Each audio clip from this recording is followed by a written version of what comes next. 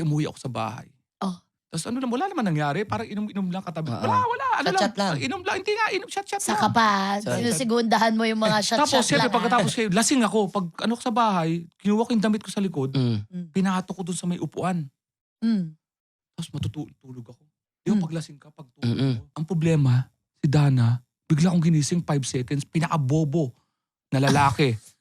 Ang bigla mong gisingin ng 5 seconds pa lang. Para kaming computer na binunot mo bigla yung blue screen kami. Sabi, may babae ka. Talagang di pa nare-reboot yung utak ko. Gusto ko na umamin ka agad. Oo, para makabalik na ako sa tulog. Kasi bobo nga eh. Para tapos Sabi ko, na. sabi, ano yun? Dinala niya ako sa kusina. May panty dun sa mga damit ko. Panty!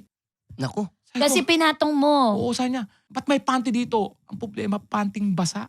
Ha? Sabi ko, siyempre pumasok sa isip ko, bubunga ako. Sabi ko, baka pinagtipan ako ng mga office mate ko. Wala kang office, artista ka. So alam ko, bobo talaga ako. Sinungaling na sinungaling yung dating. Mag-aamin na ako. Sabi ko, kahit para matapos lang, hindi Oo. na, may panty. Anong gagawin ko? Hindi ko alam kung may Huli nag-trip na. talaga sa akin. Pero kung pag nagsabi ko na pagtripan ako, ibig sabihin, galing ako sa isang inuman. Sabi ko, hindi ko alam yan. Talagang aamin ako na, inuman kami siguro.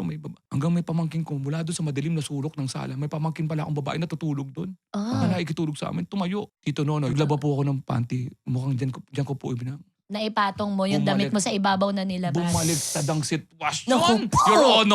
Your Honor, I'm now the victim.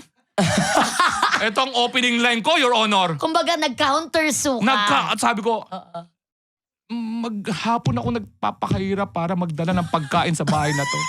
Ang isa sa lubong mo lang. Pagdududa. Pagdududa, dahil lang sa isang panty na hindi ko malaman.